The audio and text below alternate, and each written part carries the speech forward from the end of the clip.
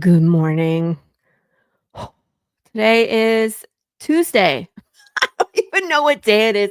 Oh God, if it wasn't for this show, I really wouldn't know what day it is right now. Good morning, Michael. Hey, Carrie. Nice for you to join us. Love ya from over the pond, across the pond.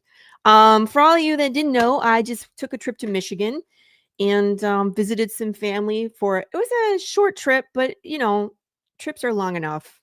You like seeing everybody. It's always too short, but also too long. It's one of those, like, I just really enjoyed sleeping in my own bed last night. But had a great time, celebrated with the fam. It was the parents' 50th anniversary of their wedding. I got to meet my nephew for the first time, who just turned 1. So overall, it was a really nice trip. And a shout out to Danielle Shafransky. Happy birthday. I wish I could have been there one more day to see you on your birthday, but unfortunately, crap happens. By the way, I hate flying. When we flew to Michigan, thank you.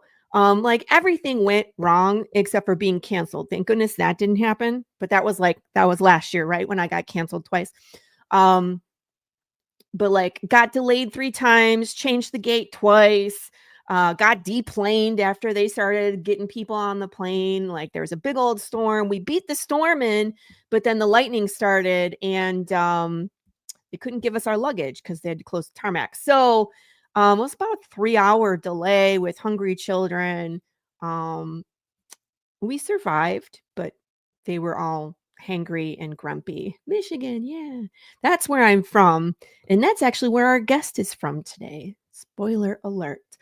Before I bring him in, I wanted to let you guys know I am feet on the ground, heading right into our next Kickstarter.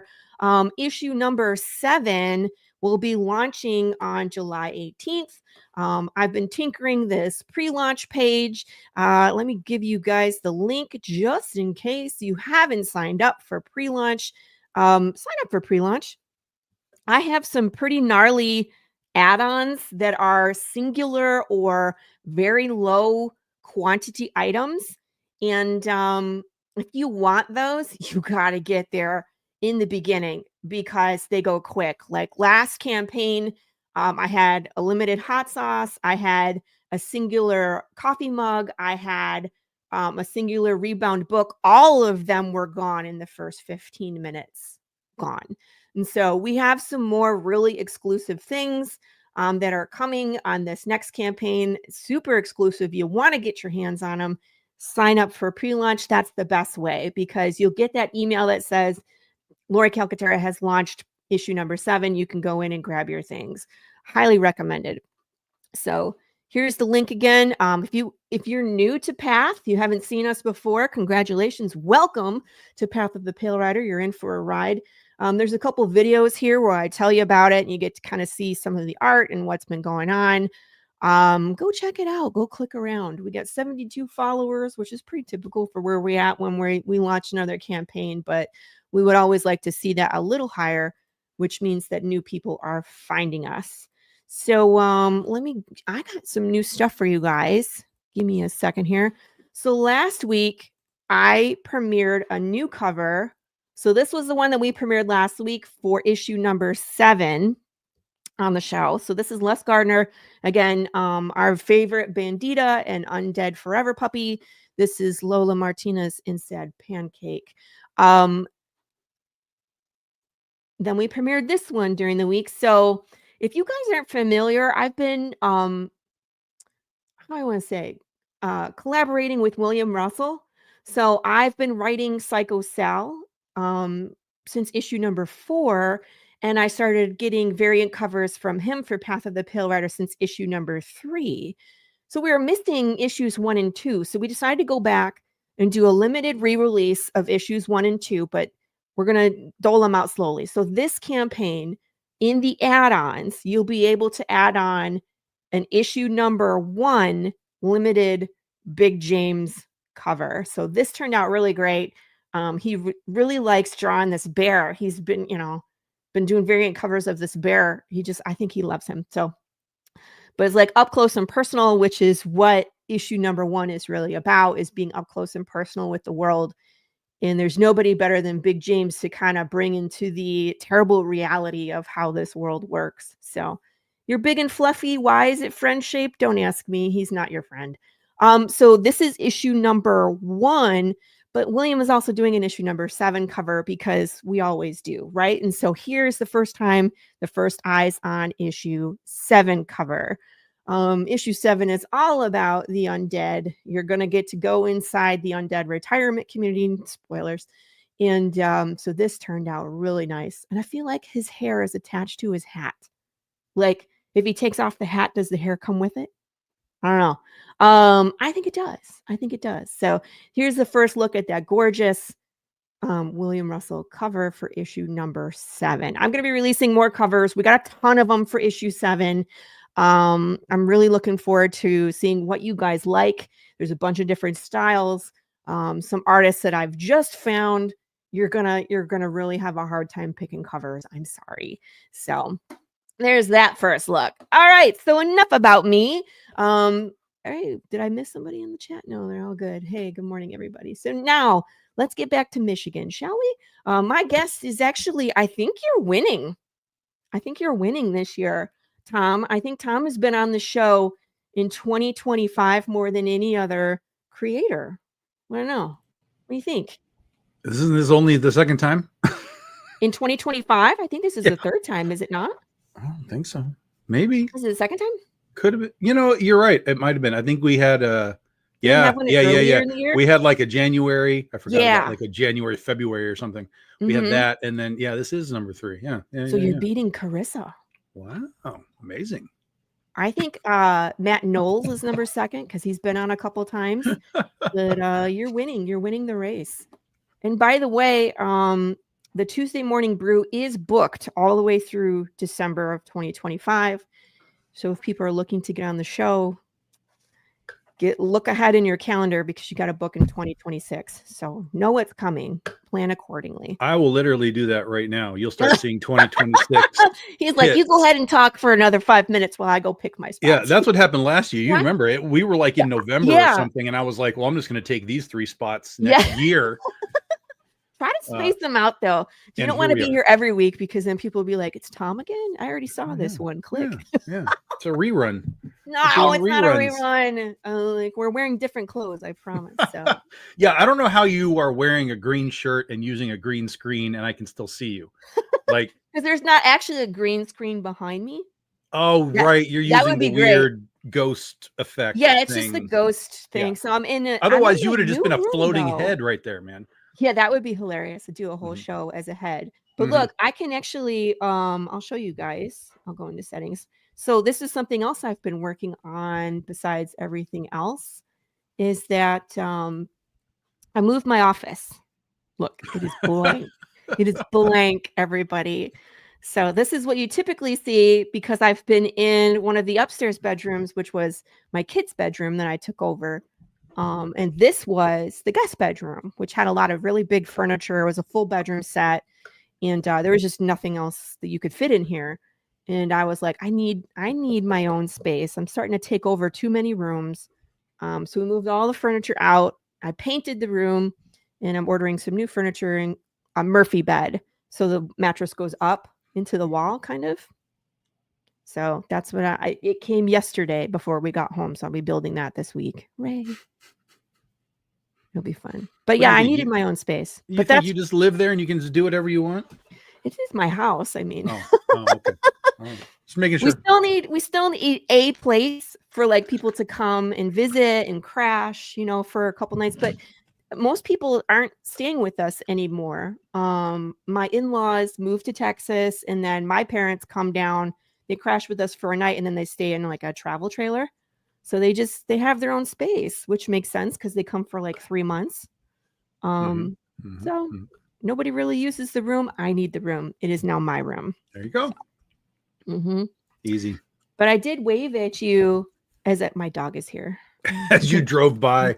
As Grand Rapids. We flew over Michigan. I was like, hey, Chad. Hey, Tom. Hey, Rachel, my editor. I waved at you all as we flew in and out of Michigan. Even Chad was like, why are we not getting together? And I was like, you want to argue with my mom? Be my guest. See, I said, well, I should have just, that's what I should have done. Just crashed. I should have just like been like, okay, Chad, we're going. It's Mad Max style. We're just going to cruise up, cars in the driveway. Yeah. Yeah. They're so welcoming though. It would have been fine. If you just showed up, I'd be like, oh, this is Chom and Chad. Like, we're having chicken tonight. Pull up a chair.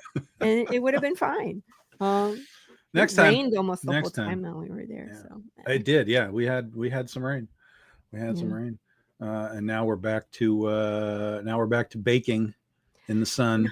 It's not my fault though. I got blamed. People were like, how dare you? Well, you were here and it happened. So, So I swear it's not my fault. Like, just because we flew in does not mean we brought Texas with us. Sure. This is hot. Sure. Actually, it felt good to us. I'm not going to lie. I was like, this is nice. 92 is great. We like 92. We go in the pool. Yeah, it hit 90 and the beard came off. I was just like, nope, this is gone. It's over. The summer is here officially. This thing goes away. Stubble's okay, but it was like full winter beard. And I'm like, no, we're out of there's no more hibernating here anymore. There. Oh my gosh. All those comments disappeared after I posted the this link. None of the comments were coming through. I was like, where is everybody? They're here. Looking forward to both y'all's notebooks. Yes, thank you, Michael. He's talking about William Russell's book and Path. Hey, it's Glenn. Yes, Path of the Pale Rider will be available on PDF. It always is. Good morning, Pops. Good morning, William. Yeah, Dave Kemp always kills covers. Is that the right thing to say? Yeah, he always does a really great job because William sends his work to Dave. Morning, thank you. Yes, get to work. Ignored Pops. See what I mean? That's what I'm saying. Like, I couldn't see any of those. Now I can see them. See, it's so great. He's saying it's so nice, and then Laurie appeared, and then it got hot. Yeah, it was Pops that was like, take your damn weather and go home. Fine. I didn't want to come to Michigan anyway. Be that way. Mm-hmm. Mm-hmm. Mm-hmm. Oh, but is it getting is it still going to be 90s in Michigan for the next week or so? It's 80s. It's like 80s kind of generally going down. So it's all right. But again, there's rain coming back through, so that's part of why it's going to come down a little bit. But, ew. Because then it just gets muggy. We'll see how bad it is, but it's fine. I feel you though. I get it. Like, I'm not going to shave my head though, but like all this hair, it's like having a full-time scarf. Yeah. Oh yeah. Well, back in the olden days, before the ponytail happened, I used to be just like you. I would wear a hat and I would have just long hair, just down. And I was working at a shop, card shop, and I was working at a card shop. Like, we were, moving boxes, and I was helping design the place. And it was just like, at some point, it was just like, this is terrible. And so the next day I came in, the hat was gone. It was in a ponytail. Everybody was like, what the hell is going on right now? And then it took about 3 weeks, and then it was normal. And it was just ponytail ever since then. So yeah. Charles, where are you at? I'm in Texas. It is currently 84, but it's supposed to go up to in the 90s. Addie, it's nice to see you. Yeah, absolutely. Thank you for coming. But I feel like it's summer. It's the end of June. It's about to get real hot where we are. So yeah. But it's also it is swim weather. So we will just live in the pool. You go in early, you get out for lunch, take a break, everybody gets their own space. You go back in after 3:00 when we get shade. And that's the way to do it. Yeah, we've got the lake here. The last few days though, we have I couldn't figure out what the hell was going on. I kept hearing this. I'm like, what is this? And I look outside and something goes by. And I'm like, oh, somebody must be in like a little paddle boat or something. Like, what is this? And I go outside and I look, and it is literally swans versus geese in the lake happening. Oh, no. Yeah. Big Daddy Swan was unhappy that the geese were kind of coming in towards where the swans were hanging out with their babies. And Big Daddy Swan was like, not having it. And, no, swans are mean, you guys. He was chasing down an entire pack of geese to stay out. Good. It was wild to see. It was crazy.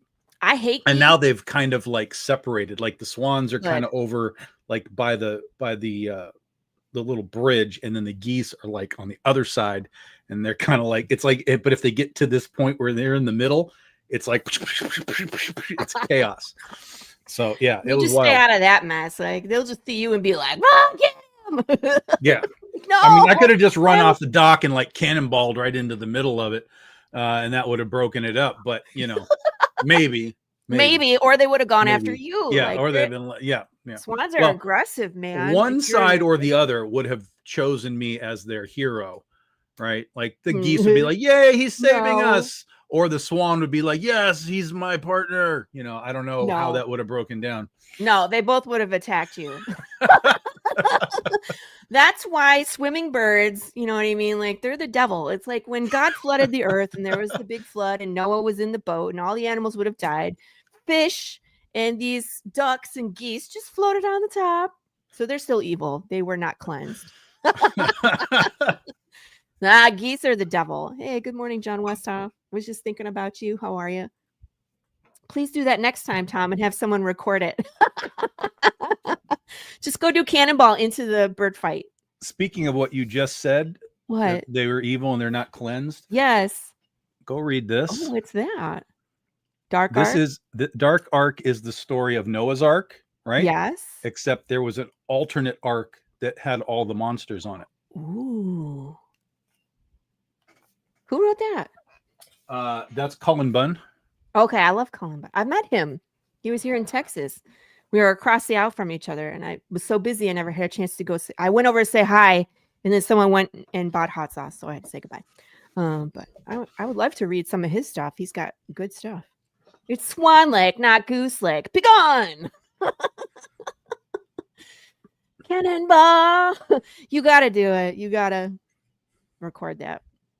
I'll listen for the chaos again. See what I can do about it. Oh, goodness. Lake living is great. I miss it. We don't get lake living here in Texas. All the lakes are fake. It's okay until the rental people show up. People that are just renting the houses from time to time. And then it's just like, go to bed, you bastards. Like it's 2 a.m. You're playing music. You have no concept that your music is carrying across the lake. Like that's dumb. That's dumb. It's dumb. It's all dumb. Yeah. Yeah. I had this. There was earlier in the year, there were these meatballs that brought their jet ski, and all this fool was doing was just running in circles in front of his house, like and doing like little weird, trying to get like the waves kind of kicked up. But he was just like, for like an hour, he was just going in circles, bouncing off his own waves instead of going out in the lake and, moving around and doing it. But he's like, 20 feet from shore. I'm like, dude, how boring. I know. That's what I'm saying. I was like, this is what you came here for? It's ridiculous. It's ridiculous. Yeah. So that's the downside to it. And I was walking the other day and some guy comes up and he's like, so where do I put my boat in? And I'm like, where do you live? He's like, oh, I don't live here. I'm like, then you don't put your boat in here. Yeah. Because this is not public. This is not it's not a public lake, dude. Right. Yeah. We all live here, buddy. Yeah. So goodbye. We don't have a livery. Bye. Yeah. So we get that too because we have like a giant lagoon, a giant pool is what it is with sand. And people are like, how do I get in? You're like, do you live here? No. Then you don't. They're like, can I get a day pass? No, I pay for this. Like, this is my giant fucking HOA dues comes right. This shit. Yeah. Like, yeah. You don't get to come in here. Yeah. Tom, are you a curtain twitcher? No, I didn't look. I wasn't looking out the window. I only looked because I heard and I didn't know what was going on. And then when I looked, I saw like a white flash. Like, what the hell is that? And it was a big old swan. Big swan. So yeah. The renters he was all fluffed up too. I don't know how big he really was, but he was just like, he was doing that. Tank mode. Yeah. Oh yeah. You gonna write a book about swans? No. No. No. Well, let's talk about what you're currently working on. No, I mean, like no. Tom's. No, you don't want to. Okay. No. The end. Show's over. Everybody go home. But Tom has been working on a ton of stuff this year, and then schedule got a little wonky, so it's one of those things where just life happens. I live on Lake Cumberland, and in Ohio Navy, we were washing the lake off there was battleships. What? We have washing us off the lake with their battleships. Ohio Navy in Lake Cumberland. How big is Lake Cumberland? Is it attached to one of the Great Lakes? Which one is by Ohio? The one on the left. Ohio's not on the left. Ohio's on the right. How's on the right? Oh. The lake on the right then. Isn't that Huron? Well, there's one sort of north, like right above. That's like directly isn't Superior. Above. Superior is the one all the way at the top. Might be Superior. That's I don't cold know. One. That's the one by the UP, right? Because that's the one with like the songs and everything, because everybody crashes and dies in Lake Superior. That's if we're using Michigan as the center, that's upper left, and Ohio is down right. Here. Yeah. So what's this lake? Yeah, I don't know. Google. I don't know. We're gonna Google it. Yeah. Great Lakes. It's really not that important, but I must know. What are the Great Lakes? I need this picture. Zooming in.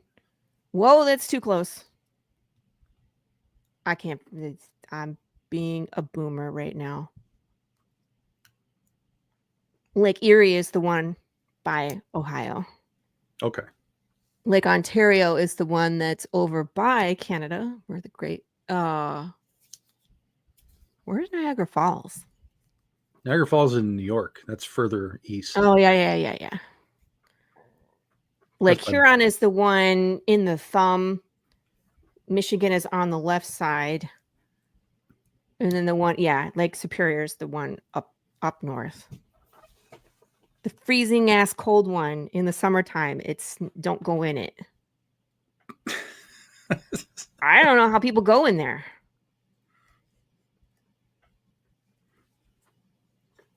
It's freezing. That's the one where like the Edmund Fitzgerald song. You ever been in that museum? No. You don't. You know why? They play the Edmund Fitzgerald song on a loop. I don't know what that is. I don't know who Edmund Fitzgerald is. The Edmund Fitzgerald. And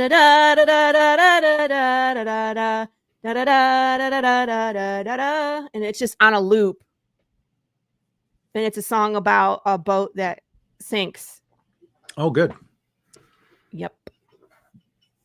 The largest man-made. Oh, I didn't know it was man-made. I bet you the largest man-made lake is here in Texas, though, because everything's bigger in Texas. Just saying. Is your SeaWorld bigger than the Florida SeaWorld? I don't think we have a SeaWorld at all. Yes, you do. Do we? Yeah, you have a San Antonio SeaWorld. Oh, I haven't.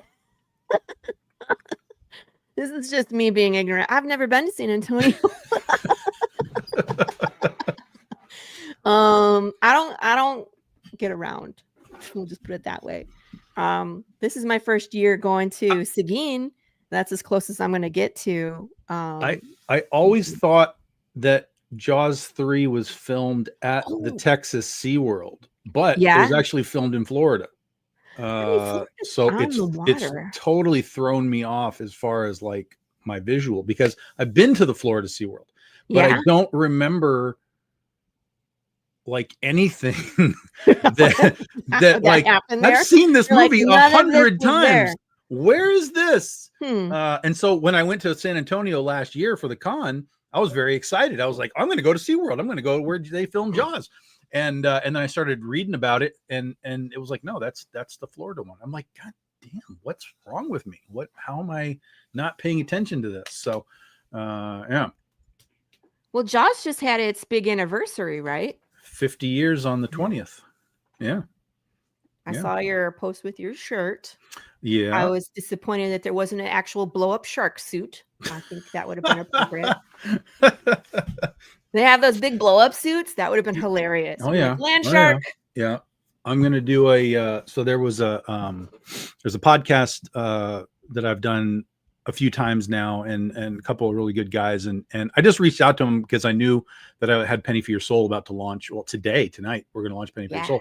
And so I just reached out to them, just generally like, hey, you guys got anything going on the next few weeks? And they were like, well, we're kind of bogged up for the next few weeks, but towards the end of July, we were looking at doing like a Jaws show, and I was like, check, that's it. Put me right there, wherever that is. So that'll be July 19th. We're gonna talk Jaws and comics and stuff. And it's funny because they always that would be hilarious. They always the show is supposed to be an hour long at the most, and every time that I've been on, we've done almost 2 hours because we just keep going and going and going. And they're just like, how do we do this much time? I'm like, this is what I do, my friends. Right. I will take you to 2 hours. We will do this. Have no fear.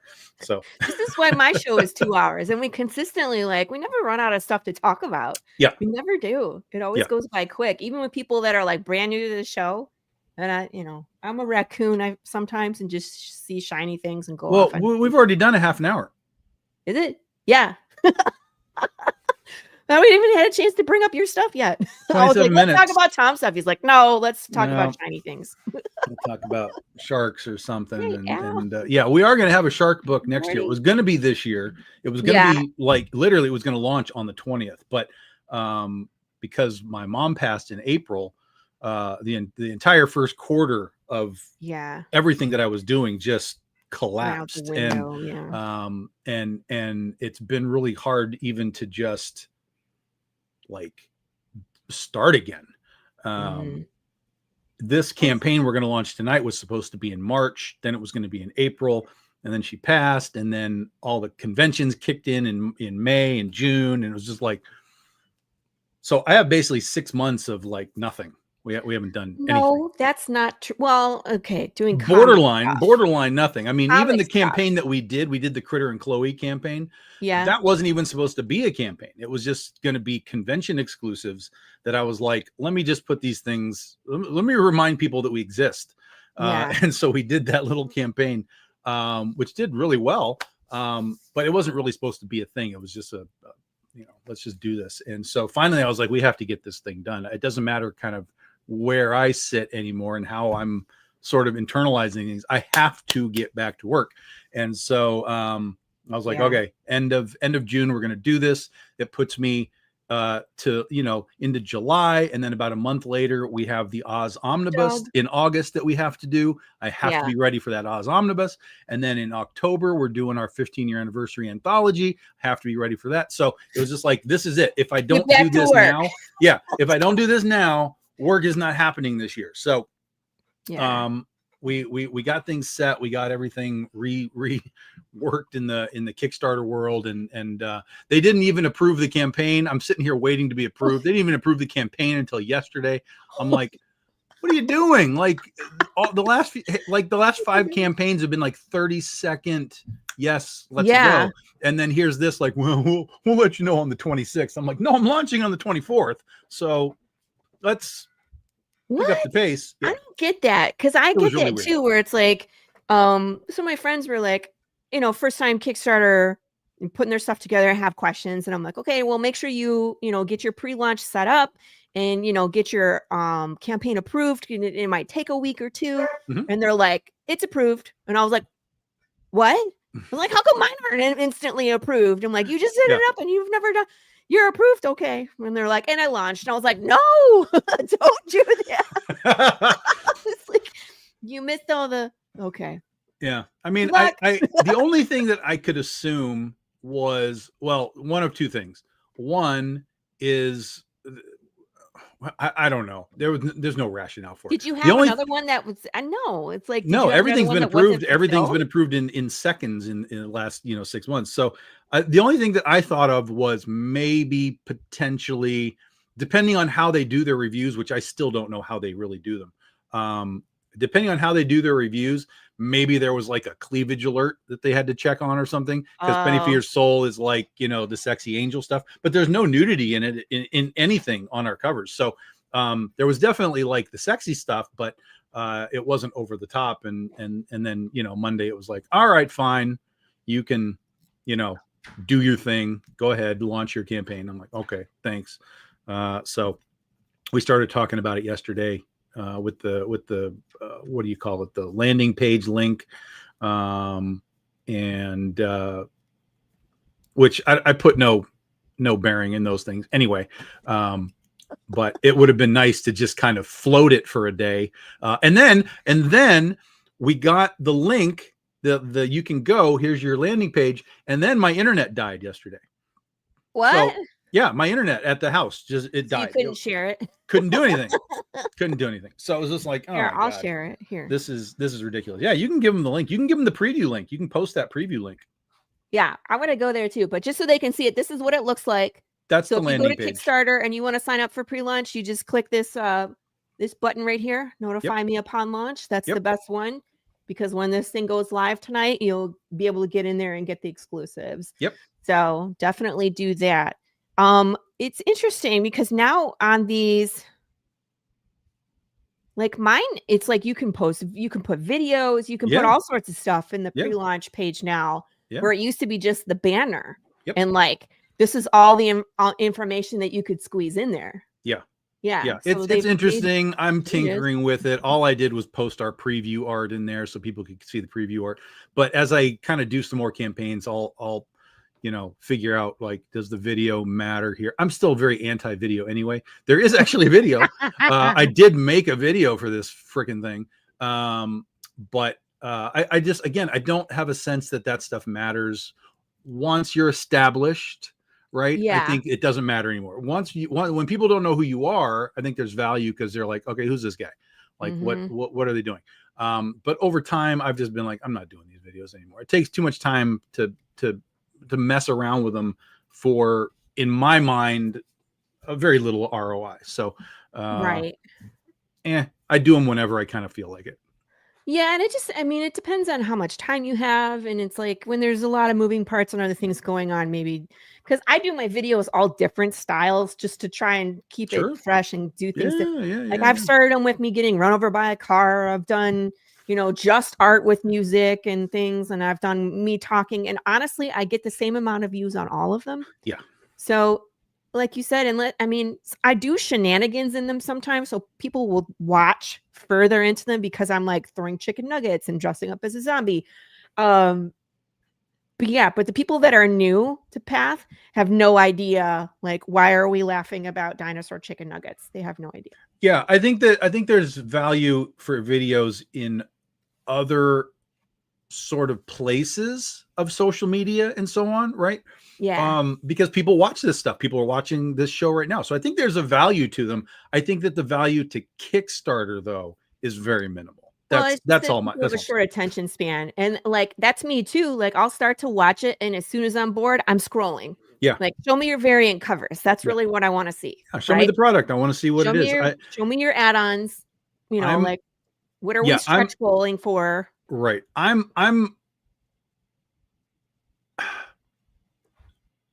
You can't sell me anything. Okay. This is the thing. I've noticed. This is for me. This is for me. I've tried. You cannot sell me anything. I either see it and I want it, or I see it and I don't want it. Yeah. So for me, the video, even if I like the video, it doesn't sell me the product, because I'm either like, yes, I want that. No, I don't want that. And so unfortunately, that's also one of the reasons why I don't do a lot of stuff in the marketing realm of this sort of thing, because I always kind of look at it as, well, if it doesn't work on me, it doesn't work on anyone. But that's false. That's false. That's a falsehood. Because I fall into that too, where everybody has an email list, and I'm like, I'm not doing one because I hate those. You know what I mean? People are like, you're missing out on opportunity. And I am, because I'm like, I never read those. I read the highlighted stuff, like in the email subject line. Yeah. And if it's something I'm interested in, I'll read it. But most of the time, I get so many Kickstarter updates. I'm like, delete. Yeah. So I'm one of those. People are like, well, we updated you. And I'm like, well, If I really wanted to see what the updates are, I can even go to the campaign and just click on the updates tab and read them all. Right. Yeah, it's social media and all of that stuff. It doesn't work the way we think it does, but at the same time, it does work when it's used properly. I mean, marketing agencies exist for a reason. They're doing things, commercials. I mean, this stuff works, but it has to be done right. And I don't have time to figure out how to do it right. And so I just kind of, for me, I always kind of look at it as the product needs to be selling itself. And if the product can't sell itself, the product shouldn't exist. I can help if someone has questions about the product, like, oh, I like this. What is this? I'm happy to talk about it.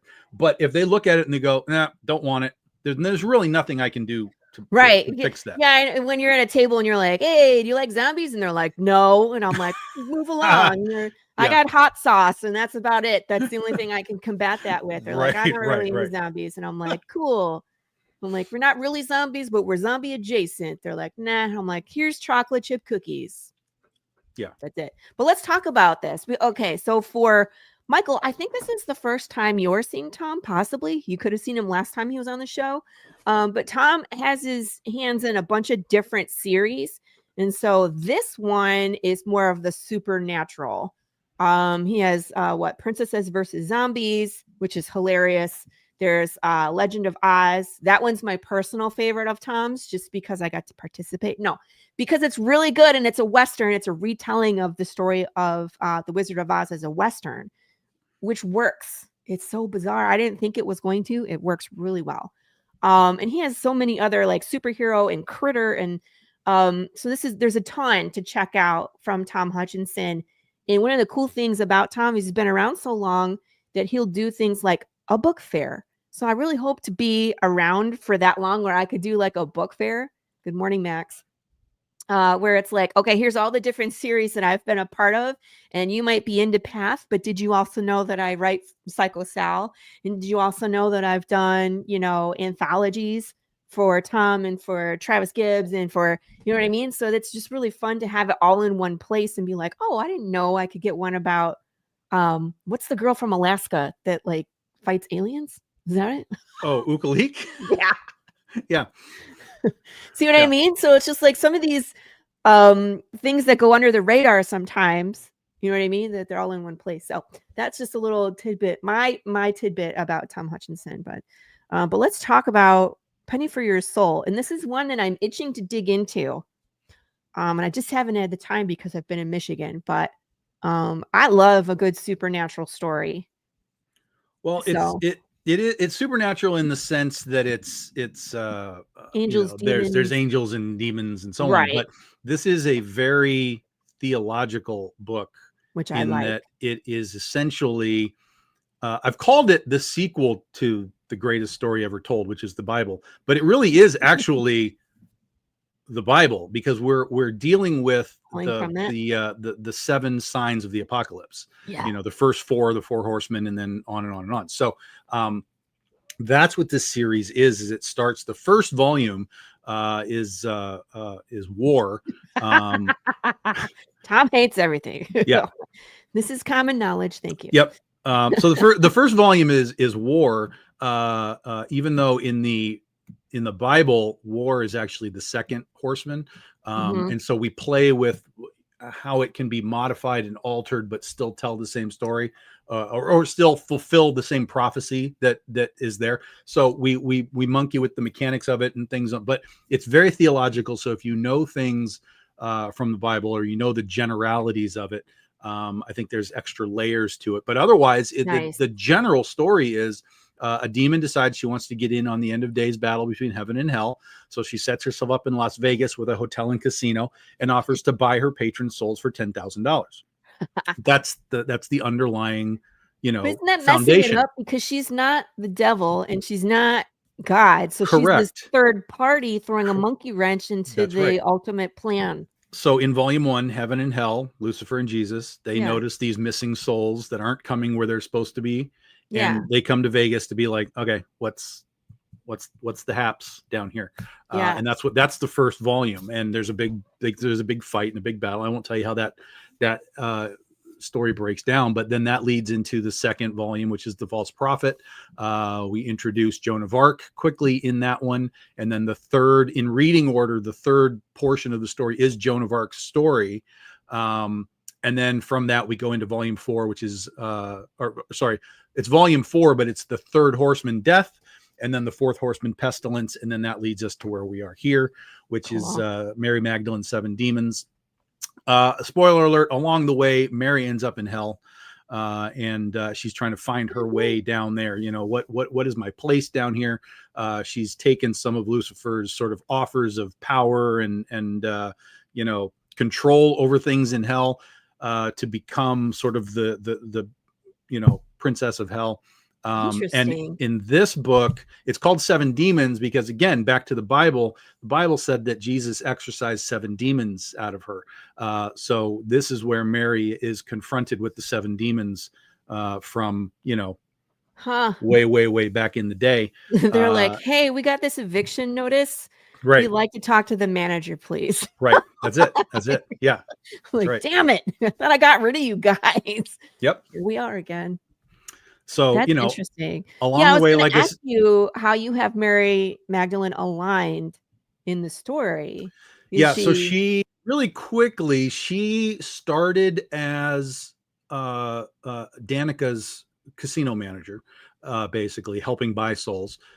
We find out that when Mary did die, instead of going to heaven or hell, she was put in purgatory. And so there's backstory there. Why didn't Jesus take her to heaven? And, you know, why didn't he get her out of purgatory? Why did Danica have to get her out of purgatory? So there's all of these little things, these little threads.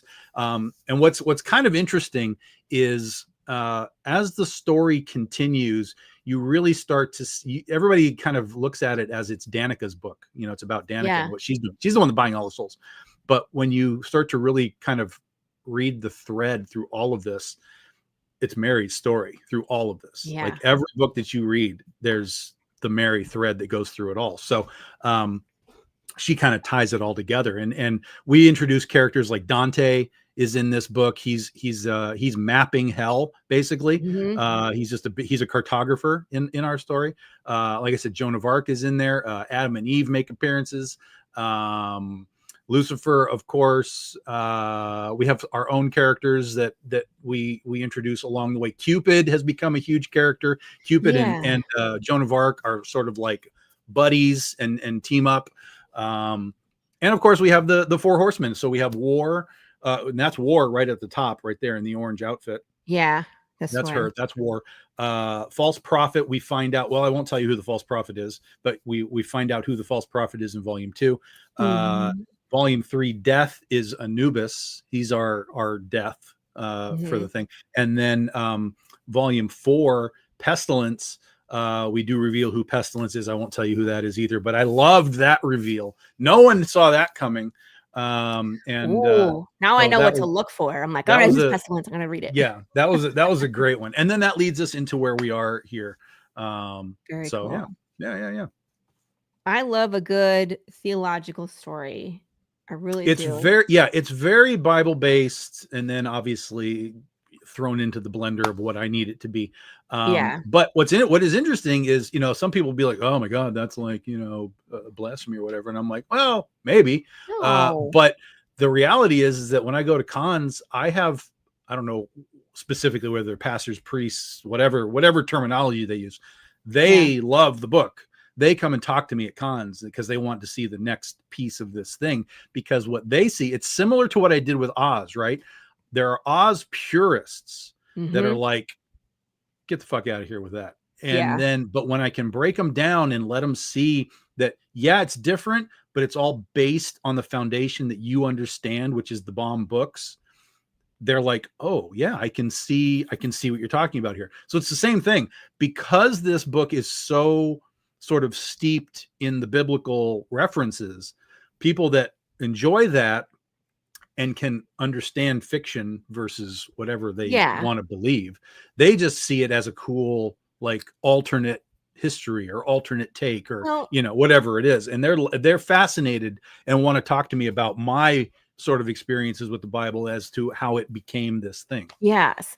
And I think like, for example, with Legend of Oz, it's like you could find a whole new audience and introduce them to Oz in the original work, because as soon, that's the thing is, and I'm hoping the same thing for me with Westerns. It's like, you might like what I'm doing, but I'm pulling from this source. Maybe go check out the source too. You know what I mean? So it's like, you might be introducing a whole new generation of people to Oz and to the Bible, maybe. Be like, I have to go look that up. Did that really happen? What says it? What does it say about Mary Magdalene? What does it say about, in Revelation? What's really Joan of Arc's story? Yeah, and one of the things that we do here, it's not pure Bible. It's everything. So it's like, if you go to Michael's comment, the angels that created the Nephilim, right? So that came from the book of Enoch, and we have Enoch as one of the characters in here. And in Pestilence, we actually turned the book of Enoch into a musical in Vegas. So it's like a show that's at the Babylon. That's the funny part is like, because it's fiction, you can take liberties and you can do things where people aren't like, what? So it's the book of Enoch, the musical at the Babylon Hotel. Yeah. So what happens to the spirits though when they die? So she has purchased their soul. I know they're missing. They're not going to heaven or hell. So where do they go? Right. So basically, there is a guff. It's a term that I pulled from a movie. You ever seen The Seventh Sign with Demi Moore? No. Okay, you got to see that. So there was a term there. It sounds familiar. So maybe I saw it a long time ago. Sure. Yeah. There's a term that they have called the guff. And basically the gist of it is that the guff is where all these souls exist. And in that movie, the guff is empty. There's a baby that's going to get born without a soul, and it brings the end of the world, and so on and so on. Anyway, but the guff, I always loved that term, and I looked it up, and it's not exactly right, but I used it anyway, because we kind of pull from all these places. So there's a guff where when you die, you go to heaven or to hell or to where or to Vegas, basically. And so Danica has a guff of souls where they go to wherever, and she collects them there. But is it like a container? Like, does it have like just this? It's like a bag of holding. They just go in there and they stay. Or is it like it's another casino with no exit where you're not winning on slots? Like, it hasn't been completely revealed what it looks like, what it is. But the idea is that, yes, they go there and they get held until they are deemed useful in the casino, whatever. And then they're given a new body. The soul goes into the body, and then they become, oh, you're going to go run the blackjack table now for eternity, or, whatever it happens to be. Yeah. So as you cycling blackjack dealers, basically. Yeah. Or they're turned into, dancers, or they're turned into whatever the casino happens to need at the time, Yeah. So throughout the book, you'll see different characters sell their souls, and you'll see what happens to them when they die, and then they kind of come back. And some of them sort of get, like I said, they're just like, well, okay, you're going to be, a waitress, whatever. Others have more specific roles in the overall story. So I don't want to like blow up all the spoilers for everybody that's new to it. So, but yeah, basically that's it. And then, heaven and hell are like, where's Judy? Like, she was supposed to be here today. Yeah. And they're like, we don't know what's going on. And then they kind of start to figure it out. Yeah. Yeah. So, and she's in Vegas. That's the answer. She's in Vegas, I mean, I guess that's better than hell. Could be good, compared to heaven, depending on if you like to play slots or not. Yeah. Jesus Christ Superstar was quite the epic. Yes. Yeah. And I wonder, you did mention Jesus Christ is in this story, right? Oh yeah, he's a televangelist. Yeah. Yeah. Now, is Lilith in this Lilith story? Is absolutely in it. Yes. See, Lilith is absolutely great. Lilith has a big part, and she has a very unique part. Yeah. Tom, the link that you sent me for the preview isn't working. It just takes you to the notify upon launch page.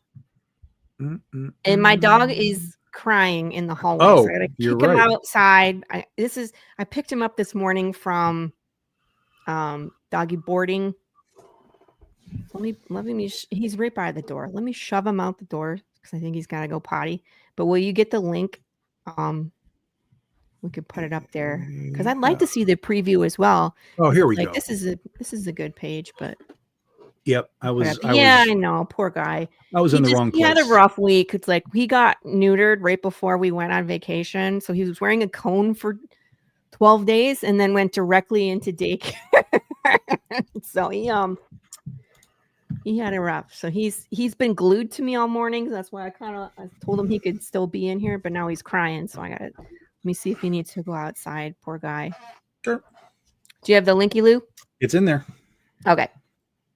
Do. Let's try that one. Sometimes the preview link. Okay, it works. Well, no, I had the completely wrong. I grabbed. Oh, was that it? Yeah.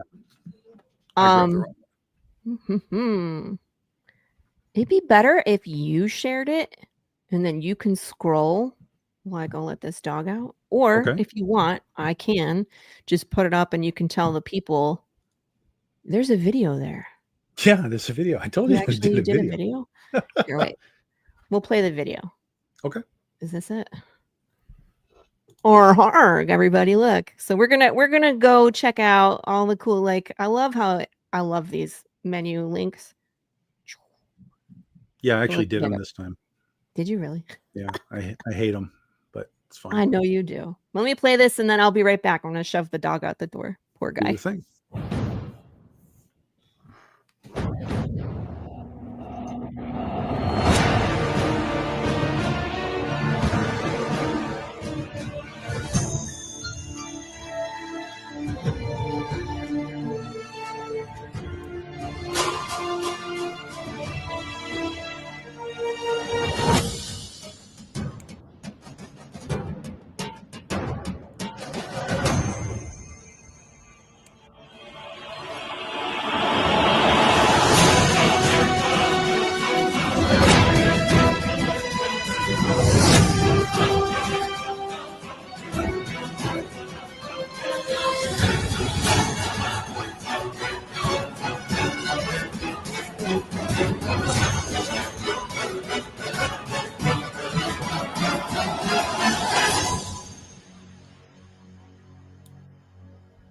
I like the movie credits.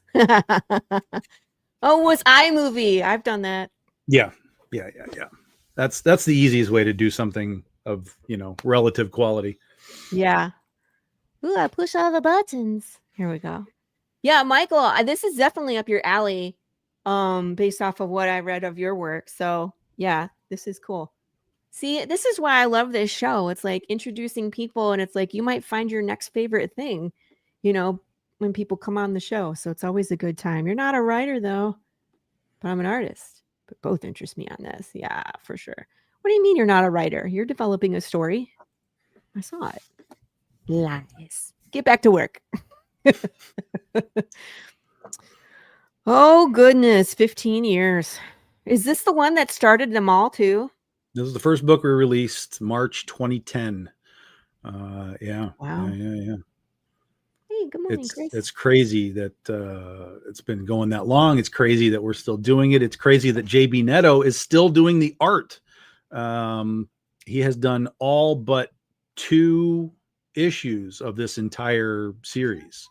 Yeah, that was our homage to the crazy girls of Las Vegas. This is not just an homage to the Bible. This is like, I'm a big Vegas fan in general. So I am 100% like all over Vegas, in its interpretation and visual and everything. So yeah, I love it. I was going to say, I don't think there's a biblical attraction at Vegas unless it's like, no. sin. No, They call it Sin City. So, I mean, it technically could be related, right? That's true. It's true. Yeah. Biblical in a different sense. That's right. But that's right. Yeah, this is all stuff you guys can read whenever you want. It's just whatever. We got a few preview pages here. Again, JB Netto's doing the art. Chris Hall is the colorist. So there's sort of a little flashback. That's why it looks brown like that. It's a little flashback of like Mary throughout, sort of, this is where I was, this is where I am. And then we get to the big double splash there where she's literally fighting all her demons. Looks amazing. We'll have there'll be a couple more preview pages in here before I launch tonight too, but this is just kind of what I've got at the moment. Dang. Do you name all the demons too? Like they're named? They will have, they're not going to be like, Judy and Amy names, but but do they have actual, all 7 of them? They will have sort of insinuated names, but yeah. It's not like they're gods, like we're going to name them, Hermes and Zeus and whatever, but they will have, there will be an insinuation of sort of a quote unquote name. Yeah. I've been traipsing around in the Key of Solomon myself, so but you got to be careful though. It's like you don't want to invoke none of that, but it's interesting to see some of the named demons and their history. Oh yeah. So I was like, how far deep did you go with these 7 demons? Does it say in the Bible which 7 demons he cast out? No, it does not. It does not. The 7 demons in the Bible are very vague. In fact, it really doesn't. It's an interpretation thing. It's not like, oh look, I'm an exorcist and I got rid of these 7 demons. It's really an interpretation. Some interpret it literally as literal demons. Some interpret it as the demons as essentially like just vices. He helped her with her problems, basically. Right. So it's an interpretation. In ours, you're going to get kind of a combination of the two things. You're going to get sort of the literal demon, and then what it sort of meant as it was attached to Mary back in the olden days here. Gotcha. Yeah. Now I'm looking at this page. Number 1, it's gorgeous. The colors are fabulous. And she's waking up and then she sees something bright. I was like, oh, we're seeing an angel. And then you see this reflection and I'm like, oh, of course you wouldn't tell me what this is. Leave us hanging. Tom. Wow, that's almost like storytelling. Right. Almost like storytelling. Shut up, Laurie. That's what it's supposed to do. I know, but I'm just pointing out, I was like, do you see what I see, people? There's a thing here. All we need next is a word bubble that says, do not be afraid. We need the next page. Yeah, which, damn you. You may or may not get, but there you go. On the preview, no, but. Yeah. All right, so what are some of the specials that we get? So day 1, we've been doing these wizard cards for a while. People have been really digging on them. They're just old homages to the old days of Wizard. So this is not a stretch goal. Everybody who backs on not day 1. Sorry, this says day 1, but because we're launching in the evening this time, we're making it for the first 24 hours. Yeah, so you'll have 8 p.m. to 8 p.m. And you will automatically get the wizard card. It's not a stretch goal. It's just an immediate freebie. And that's Anubis. That's our guy. That's our death right there. You gonna start 3D printing him like Carissa? No. Plushies? No. Do we get plushies? No. If we're doing anything, we'll have a real toy out of that. I'm kidding.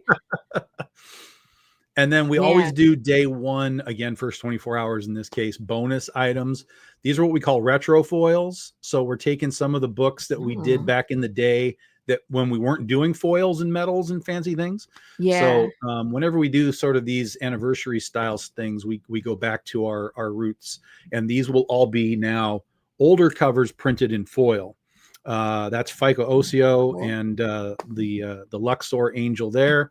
Then we have JB Neto and Danica with the fire hair.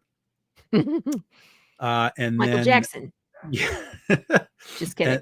Then Mike Chrome with one of our angels over Las Vegas. So those will be available in the first 24 hours and then they disappear.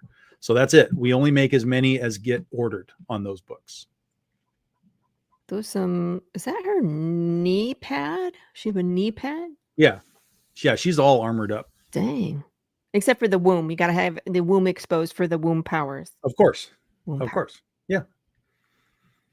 And then the basic books. We have our anniversary logo edition. We did like the old Marvel framing with the characters around the edges. Oh, cool. Yeah, check it out. Yeah. So we did that.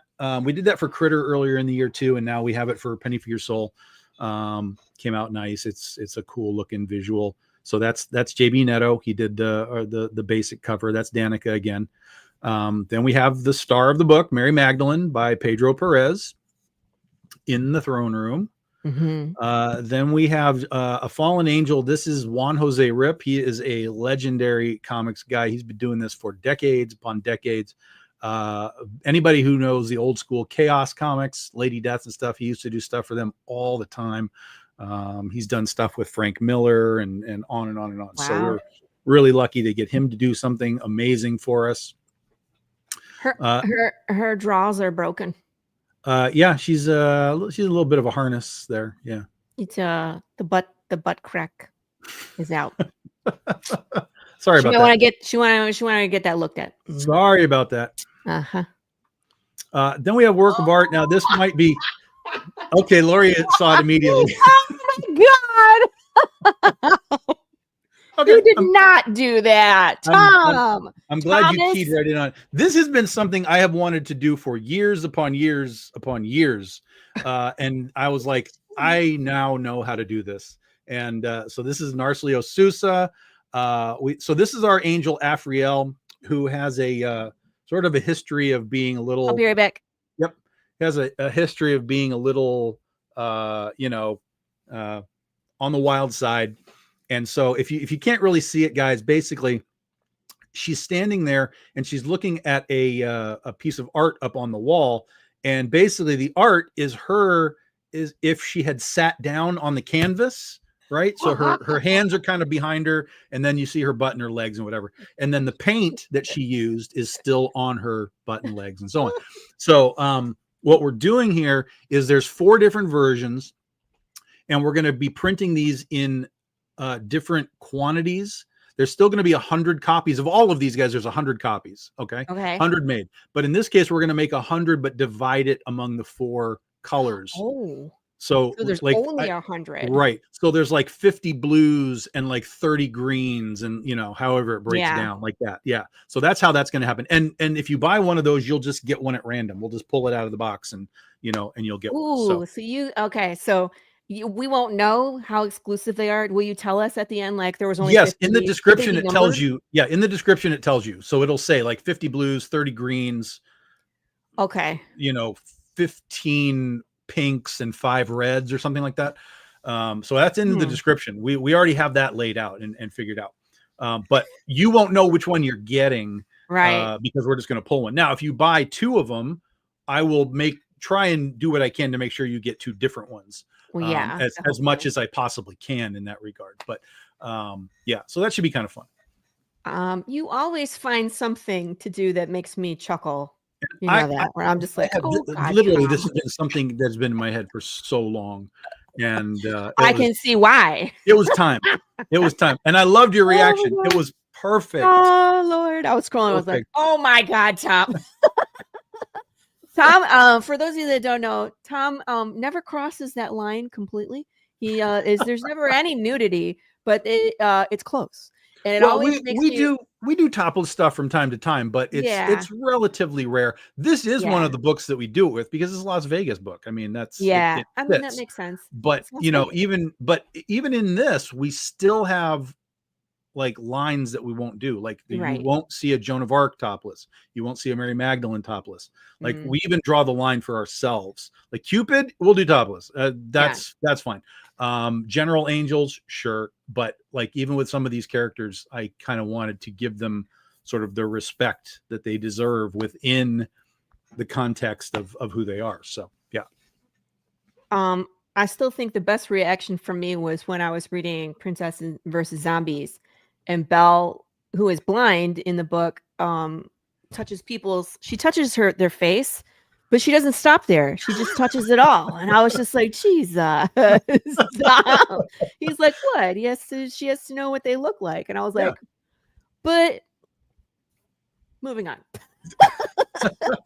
But I'm always like, oh, Tom. Oh, I like this Joan of Arc cover too. There's Joan of Arc. That is by Steven Segovia. He's a big Marvel guy, and he did a lot of Spawn stuff. Yeah. So really happy to have him. Nia Rufino colored it. And then Drax Gall just absolutely crushed the Cupid cover. Nia Rufino on colors again there as well. Nia Rufino is on my bucket list to meet her. Yeah, she seems great. Like she's a really nice person, and she's so talented. Isn't just because you actually do it with taste. Yeah, we want to find sort of a to some degree, we want it to fit whatever's happening. Like we don't want to just be like, look, I'm standing in the city and now my top's off. Like it just doesn't make sense to me. You know, put it in a context that makes sense. Yeah. Yeah. Oh no, my top is off. Yeah. Like that's And then that's Bunny. She's the first horseman. She's War. And I still think that's funny that you named War Bunny. Of all things. We have a rabbit overpopulation in our neighborhood. So like I go walking in the morning sometimes and I'll see 15 bunnies. And if there's anything that you're not afraid of and in no way, shape, or form makes you think of battle or war, it is a bunny. I was like, that's hilarious. Like, she's awesome. Because the ears, she has the ears on her. No, that's just she again, spoiler alert, she was just Bunny. She's a valet at the hotel. But she ends up through the course of the story becoming War, getting the apocalypse sword and all that kind of stuff. Maybe have a bikers week in Vegas and then it'd be normal. Are you saying about the tops? Are tops coming off in the middle of the city? Topless? Yeah. That's how it happens. Have a biker week. Does that happen, Michael? Are you big into biker culture? I'm just curious. I don't know. You have to tell me. Now and then so here's Cupid again. So Keith Garvey is doing a series of covers called the Lingerie Wars for us, and they're all basically like these old style, like World War II, propaganda, things with the girls and the military equipment. We did one with Critter. This is the second one, and we'll be doing a few more throughout the year. Yeah. I have to put Carrie's comment. Tom. You said it was weird that a top would just come off in public, but may I point out that Thor's clothes come off in Love and Thunder, which was very much awesome. That was like our retribution. Yeah, but he was in a fantasy place. He was in like a god world. He wasn't like in New York. Yeah. That was just funny. He was like, you work too hard. Yeah. Absolutely. Carrie, let me scroll up. Matthew, where did you post it? Is giving away ash cans of his comic on his last blog post. So do you have a link or something, Matthew, that I can drop and put on the screen? Post it. I didn't see. No, Matthew, what was it? And then it says, my friends are, and there's a lot of that. Oh, okay. The girl's just like, I'm hot. Take off your top. But on a bike, though, I'd be afraid. Fall off. Okay. I fall off that bike. Plus, so if you don't have boobs, you don't understand this. But I mean, like, they move, right? So if you're on a bike, you're going. It just seems like that would be uncomfortable, right? I don't know. Maybe. Well, Bunny rides motorcycles too. She's a big motorcycle girl. So is she? Oh yeah. I mean, that makes sense. Point is, Tom, his clothes came off and he had a perfect tush. It is Chris Hemsworth we're talking about. So if it wasn't, I'm like, of course, it's Chris Hemsworth. That's what they pay him money to do, is go work out and take He's paid to look like that. Yeah, for sure. I mean, like if I got paid, I don't know, $5 million a movie, I would be in tip-top shape too. All you have to do is copy and paste it into the comics and post it. And then I will put it on the screen, Matthew. And then people can copy it from there and put it in their browser and they can go right to the link. These crack me up. These whole, it just seems like it would be a good tattoo and, like military and like the Navy. That's what that makes me think of when I see these. Riding it's like a bomber girl, she's love bombing the side of the thing. Yeah. Well, let me just tell you right now, Laurie. Wait for it. Wait for it. Wait for it. There's more. Wait for it. Well, I got to scroll? You got to scroll now. There's okay, more. I was like, what are you telling me to do here? Wait for it. Here's the combos, guys. So here's Bunny. the combos. We have her in heaven and in hell. It looks like it would be cold there. No, it's just heaven. This is heaven. I like it. And we have the Vegas. Demon and the fallen angel and the totally fallen angel by Juan Jose Rip, which you can only, incidentally, guys, you can only get these as combos. If you want the bonus versions, these are combos only. We're only making 65 of these side versions. The side chicks, there's only 65 of these, so there's very limited. These are covers or these are prints? These are covers. All of these are covers. Yep. Okay. Just making sure. All of these are covers. Then we have the Night and Day for Joan of Arc. Oh, that's Joan of Arc. Sorry, excuse me. Yep. We didn't get to Cupid yet. Oh, my Lord. I have to retract what I said. I was like, Chris, he doesn't go over the line. There she is. Tits down. There she is. Yep. Nude bomb set. All three. Yep. All three versions. There you go. I like the green dress. We're going to scroll on. And then this is the whole package here, guys. It's a special deal.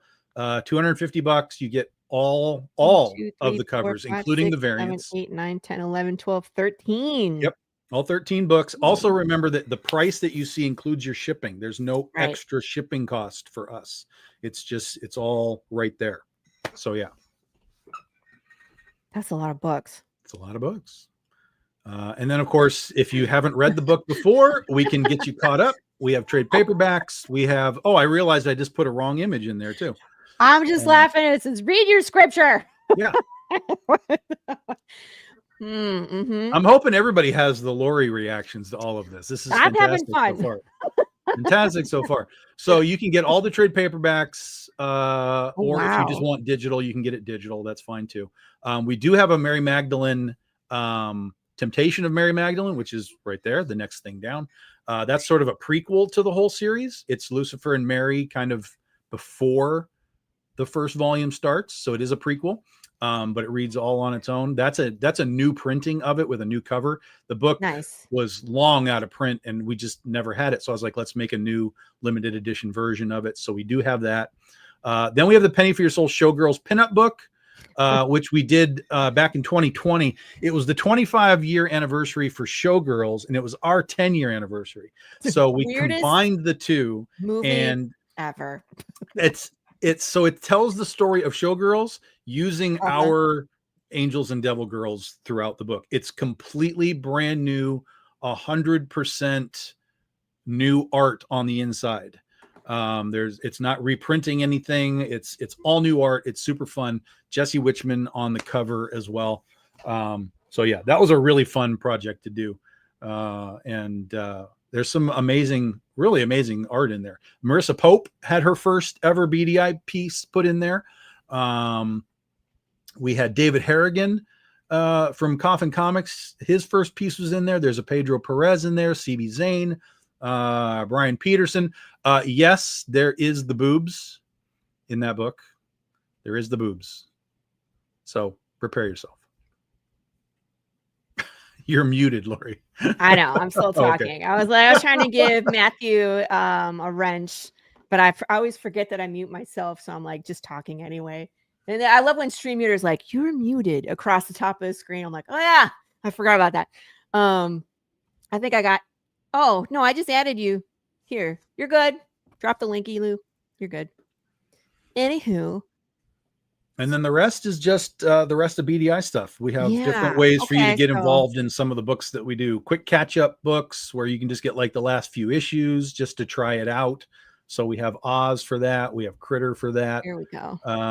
We have, I don't remember what else we put in there. Critter and, the anthologies, 13 and 14. 15 will be out in October. Cool. Then we have the Goth Day catch-up, Antoinette, which is just a single issue, but you get both versions of it, the head and headless version. Hilarious. I thought this was funny too, because we talked about this on the show at some point. I was like, ha ha ha ha. Sorry. I got a weird sense of humor. Not only it's virgin, but there's no logo. Headless and no words. It makes sense because you can't read them with no eyes. It's funny. Camp Crossover, which is fabulous. This is hilarious. Camp Crossover is our summer camp book that we do with all of our characters, and that comes with a Cupid bikini standee. So it's like, oh, in fact, it's right here. Oh, you have one? Ta-da! Comes with a little acrylic standee. Cool. Just like that. I want to do some of those. I want to see if I can laser cut them out of wood. Oh, I'm sure you can. Yeah. Betcha I could. And then we have our preview book for It's Only an Island If You Look at It from the Water. That'll be next year. And then we have Sand and Scales. That's a preview book for our Gladiator book. Gotcha. So what's in the preview book is 8 pages? They're 8 pages. Yeah. It's all story. Yeah. It's an 8-page story for each of those books. Yeah. Just to give you a little taste of, kind of what we have in mind. What is this? Sand and Scales. Sand and Scales. So it's like Spartacus, but we're adding extra fantasy into it. That's why she's got the dragon arm there. Cryptid. She's part Loch Ness monster. Let's be honest. Just kidding. That would be the weirdest thing that you could be part of and be in a gladiator arena. Yeah. Yeah. You can turn into a giant whale, be like, and just land on people and crush them. That's it. Now we're about at the bottom of the page. That's it. Super cool. So this will be live tonight. Tonight at 8 p.m. Eastern time. Thank you. That's what and I'll be live about 7:30 or so to kind of lead into it on my page. So you guys are welcome to come hang out while we talk about this book again. If you got more questions, you can let me know. But yeah, that's it. That's the thing. And then we'll be doing the second book. So this is going to be a 40-page book. And then the second 40-page book will be in November to wrap it up. So it's essentially the equivalent of 4 issues in 2 big books. 40 pages? 40 pages, yeah. That's nuts. 8 p.m. Eastern is the time zone, Carrie. 8 p.m. Eastern time. Because that's where I am. Eastern time. Are 7 hours ahead? Of what? Eastern? She's in the UK. Oh, UK, so that's like 5 hours ahead. 5? So 8, 9, 10, 11, 12. That's like 1 o'clock in the morning for you, roughly.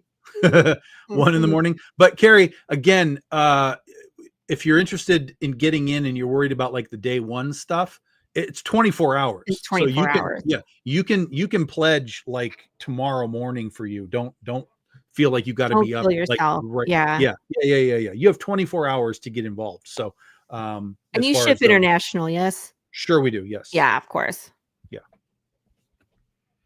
Yep. Anywhere in the world. Very good. Absolutely. I'm not brave enough to do that. I'm too afraid. Well, I mean, you have to know how much the costs are.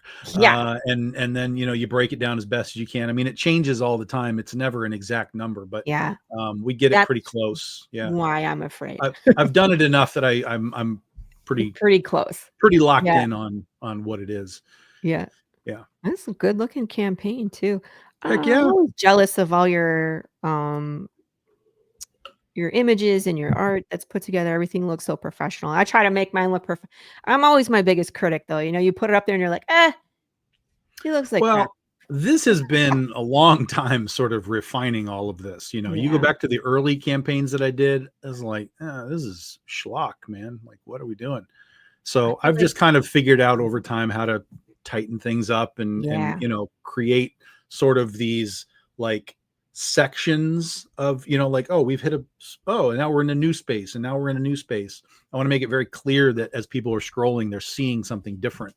And that's smart. Like even just like scrolling this way, you can see like all the Penny for Your Soul has the fire background behind the graphics. And as soon as we switch to here's other Big Dog ink, it's blue. So it's very obvious. It should be very obvious. Kind of smacks you in the face. If it's not obvious to you, oh my God, please pay attention. It changes, right? Yeah. So the background changes depending on what you're looking at. So that's smart. Yeah. Sorry, I know I scroll super fast. Sorry, guys. Let's go all the way to the top. And just a reminder, The Linky Loo is all the way up here. Here it is. Nope, that's the wrong Linky Loo. That's my Linky Loo. You can sign up for that too, though, remember. Here we go. This Linky Loo. This is where you click for notification. This thing's going live tonight anyway, so it don't matter. Sign up or not. It's up to you. Now, you sent me this right before we went live, and I need some explanation on what the heck this is. I need to know. This is something that, again, this has been something that's been being worked on for over 5 years. I wanted to do this for 2020, which was our 10-year anniversary. But you know, COVID happened and just all kinds of crap went down, and it just we could never get it finished. So we just kept working on it piecemeal here and there. So this is our, hold on a second. What is my computer doing? I have to zoom in. I can't read that. Well, I'm not gonna be able to read it, but Agents of Unicorn. Well, we can zoom in. This is Critterverse, right? Yeah, this is Critterverse. So basically what this is, though, it's our who's who. So like Marvel does their who's who in the Marvel universe, you know, just giving explanations of characters and powers and you know, all that kind of stuff. Yeah. So that's what this is it's our who's who. And I just figured we'd throw this up here and give everybody kind of a look at cool. You know, what these things are going to look like, and some of these different characters that are part of the BDI universe. And so back Sharukaza, and that's a Maltese word for shame on you. Laurie has all the right reactions. I love it. Are we in James Bond? Are we like, I feel like you name your yes, this is named after like a James Bond heroine or she's a penny for your soul porn star. What do you want? Thank you. That explains everything. Yeah, moving on. Yep. So again, just a little sort of quick throw through all of the stuff that we do. Ursa Minor and Critter and Penny for Your Soul. That's and cool. You know, all the stuff. So there's to do that too. It's like, because because I'm just going to use myself as an example. Like, there's a bunch of characters that move in and out of our story that have such a great backstory, but I don't want to do a whole backstory issue on each character because I feel like that's kind of just tedious and could be fluff. Sure. But it'd be great to have like, here's a picture of Dwayne Fink. Here's his history. This is why he's important. I feel like we got to get a little further into the story, but this is great. Yeah. Because then it can be like, okay, where did she come from? Yeah, history. And then it has like all their stats. Yep. Height, weight, eye, hair, strength, and strength level, like superhuman powers. So cool. The apprentice needs pants. Oh, it's not pants. Bison. Hey. So this is what one of the cool things about this. I'm sorry. It's just too funny. I read so much into it. I love Blue Jay too. Hold on a second. I met her in the last anthology. That was fun. What these guys? Yeah. Well, I gotta find what's their deal. They're the opposite of a priest. Yeah, they're you can see the guy down at the bottom. He's got the Necronomicon. That's his book. He's the opposite of a priest. Yeah, I was like, excuse me. Mm-hmm. But they're all the same. Are they clones? Well, you'll have to read the book, won't you? Huh. Yeah. So these guys first appeared. So for those are they that don't all know, named Chad? Probably. Chad. There's Blue Jay. Yeah. So one of the cool things about this book is, you know, when somebody buys it, they're going to be able to get a sense of like the whole BDI universe. So if they only know Critter or they only know Penny or whatever, they're going to get, there's Bunny, there's our Bunny. Dang, I want that outfit. They get to know everything else that you do with this type of a book. So yeah, every one of these is done by a different artist as well. So there's going to be like 32 of these. It's going to be like a 32-page book. So there's 32 different artists that are involved in this, plus the folks that are going to do covers. Cool. And then that's it. We're back. When's this planned for? This will be part of the Legend of Oz? the BD 15 part of the BD 15 anthology. So we're going to have the anthology book plus this, which has actually been named by one of our fans, Freddie Hernandez. We were trying to figure out a name for this, like BDI Who's Who, whatever, blah, blah, blah. And he was like, why don't you call it using the logo BDI, right? BDI Index. So BD Index. Cool. So that's what it's called. Smart. Yeah. So it's called the BD Index. And that'll be a second book available with the BD 15 anthology in October. Yeah. Nice. I love him. Cowardly Lion. Yeah, so we had Jen Broomall, Wendy Shaner. Oh my God, the credits are in the front. I'm not going to remember who did all these things. Oh, that's interesting too. All right, so you're putting the artist information on this. Yeah, they'll be in the front inside cover, so in order you'll know who did them. Okay. So it'll be like an actual index. Yes. Can it be like Bunny's on page 28 or something? Right. It'll actually have the artist name there as well. Jordan Gunderson. That's Whitney Cook. This is David Jackson. That's Pedro Perez. That's David Moore. Jeff Pena. Eduardo Garcia. Wow. This is an Aspen guy. Oh my God. I can't think of his name. He's one of our Aspen guys. Don't mess it up. Narcelio Sousa, Mannix Francisco. No, sorry. That's Mannix Francisco.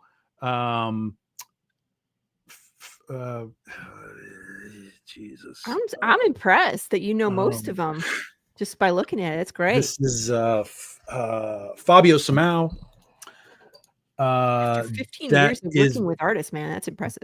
That's Billy Cooks. That is Jason Hare. That is Chris Enott. That is Jason Millett. That is Sean Ryan. Yeah, and then there's colorists involved in that too, but of course, that's the generality of who we've got for you. And then we'll have some cover artists that'll do some cool crossover type things that you wouldn't normally see. We'll put like Oz and Critter together, things that just wouldn't normally happen in the stories. So yeah, and for those that don't know, Tom does that camp crossover where he pulls in characters from all his different stories and they go to camp, and it's a lot of fun. And you even get to see Tom in there. Yes. Yeah. Which I laughed so hard because his big cheesy smile and like these stars in his eyes. I was like, you are responsible for this. Fixated on that. That was hilarious. And Tom's like, this is not my fault. And I'm like, it's awesome. That is not in the script. I did that. Yep. It was great. I did that. Yeah. I was like, everybody should have a headshot drawn of them like that because it would be hilarious. Use your profile picture. Yeah, there's no camp crossover this year. We didn't, because I had to shift everything around. We didn't have time. But we will have some more. When we get back into work next year. This is smart because again, I'm with you where like some people might be really into Critter and not know Legend of Oz, or some people might be into Legend of Oz and not know Penny for Your Soul. And that's a great way to get the backstory on the characters that maybe you want more, but also get introduced to the other worlds. So that's genius. Oh, Angels of a Renaissance, you missed it. He just named like 15 of them. Yeah, that's not even all of the pages either. There's still pages. Those were just ones that were done. There's others that are still underway and being worked on. So, but yeah, it gives you a good sense of what the book's going to be and how it looks. It took me a long time to figure out the design and the layout, and because I wanted it to kind of be, originally it was a straight rip of the old Marvel Who's Who. Yeah. But then I was like, this is garbage, and so let me figure out a way to kind of give it a little bit of a punch up. We still use sort of the generalities of the Marvel thing, but with just little slight changes. So yeah, I think it looks good. Yeah. I mean, it's good to pay homage, but you don't ever want to pull directly. Yeah. I Yeah. think, Yeah. Yeah. in Yeah. my opinion, that's my personal Yeah. opinion. I think it should be make it your own, you know? Well, even Robert Kirkman did it with his Invincible series, and it was literally just the Marvel Universe Was it? like design. And I was like, Oh man, that's what really triggered me. I was like, oh this is man, I want to do this. different. But then, yeah, as we were designing it, I was like, let me do this a different way. Tweak it, yeah. Yeah. So I didn't know he did that either. yeah. That's another interesting story. And I know you have talked about Invincible a lot in like some of the similarities with your journey and Robert Kirkman, which is interesting as well. But like he's one of the people that really got me reading comics. And so his Invincible universe is hilarious and gory, and his characters are really interesting. Even just like Monster Girl is so interesting, you know, yeah, and the world building that he does with Invincible is really good. Yeah. And so I tell people, like, and we even market it. So there was a period of time, it wasn't for the whole book, but there was a period of time where he marketed the book as the best superhero comic book in the universe. And so we have since marketed Critter as the second best superhero comic book in the universe. And so people ask about that. They're like, what does that mean? Yeah. Like, well, this is what it means.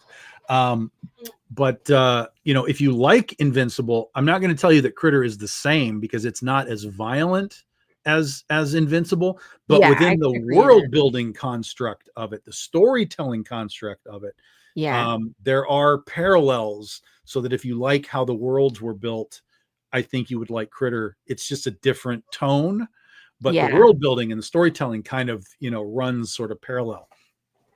And I really think that people should just grow a mustache and wear all white, and you could be a Viltrumite for Halloween this year.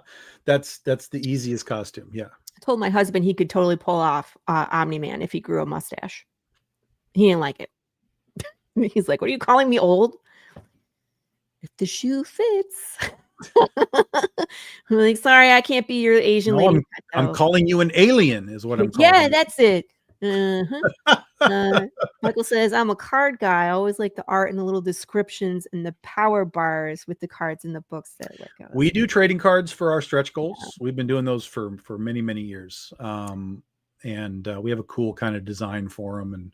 And so yeah, if you like cards, stretch goals are cards are part of our stretch goals. That's cool. My business card is actually one of those, like it's a knockoff, like an X-Men trading card, but it's me as Baroness from G.I. Joe. And then with my stats on the back. People think if people know what it is, they think it's hilarious. I think it's funny. Well, that's always the struggle with like doing homages and stuff, is if people don't know the source, it doesn't, there's no connect. So you know who your audience is for that stuff, and you have to really direct what you're doing at. This is for these people because they're going to get it. Yeah. But I think I could pull off Baroness. Oh, I gotta drop like 10 pounds. But yeah, I could pull off Baroness for sure. I don't see any stretch goals on your campaign. Are we adding those later? We don't really list like the list. We don't do that. No. We don't say, hey, if we get to 10,000 like this, we don't do that. We basically just pop it when it happens, you know. Generally what we do is it's the goal is 5,000, and then at 9,000 that's generally our first stretch goal, and we'll pop it up, hey, unlocked, here's whatever. And then after that it's basically every $2,000 we unlock another one. That's sort of our system, is every $2,000 we'll unlock something else. What we will do is once we pop the first stretch goal, we'll have a teaser then for the next one. It'll be kind of like blacked out, like, oh, this is like what's next, but we won't show you until it like unlocks. But we don't have like, you know, 15, 17, 19, 20, like we don't have that list of things. Because again, I don't know that there's, again, and maybe I'm wrong, but in my brain, it doesn't matter, right? Because what I see is people come to the campaign, they buy their books, and then they go away. That's it. They just go away. I literally get messages from people going, I think I got the wrong package because mine had a bunch of stickers and magnets and cards in it. And I'm like, those are all free things for you. Like that's like, I don't really think that people pay attention to that stuff. Mine do. As much as we think they do.